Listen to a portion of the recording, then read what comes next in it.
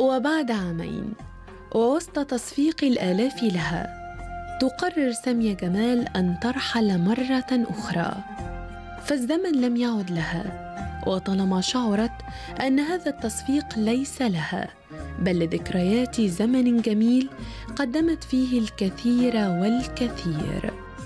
قالت لي أنا هبطل، أنا سددت الضرايب، ولاد أختي اعتنيت بيهم، أنا مش عايزة حاجة بقى دلوقتي. ليه يا سامي؟ قبل ما يقولوا العجوزة اللي بتعمل مش عارف ايه، قلت لها أنت عندك 60 سنة وفي غيرك أكتر من كده بيشتغلوا في الأكل مش في الرأس. يمكن لو مغنية كانت تعدي، خليني كده بكرامتي بدل ما يقولوا إيه ده الجمهور ويزهق مني. الزمان بيدور ويفوت علينا، يجي علينا الدور تبكي عينينا. ليه الزمان بيدور ويفوت علينا، يجي علينا الدور تبكي عينينا. يرم علينا من بين ايدينا، ولا عمر تجيبوا الدموع، تجيبوا الدموع، تجيبوا الدموع.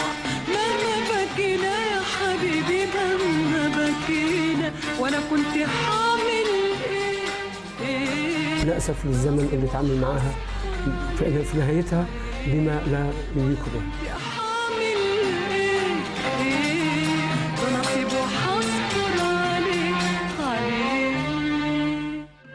وبدأت تخبو شمسها وينطفئ نورها، لتقع الفراشة الرقيقة فريسة للمرض خلال شهورها الأخيرة، فتستأصل معظم أمعائها وترقد في غيبوبة طويلة حتى ترحل في هدوء عن هذا العالم، لتنهي تلك الأحزان، تلك الأشجان والذي خطاها لها القدر، لترحل عن الحياة في الأول من ديسمبر من عام 1994، تاركة وراءها خطوات ثابتة ناقشتها بحب وغرام على الشريط السينمائي.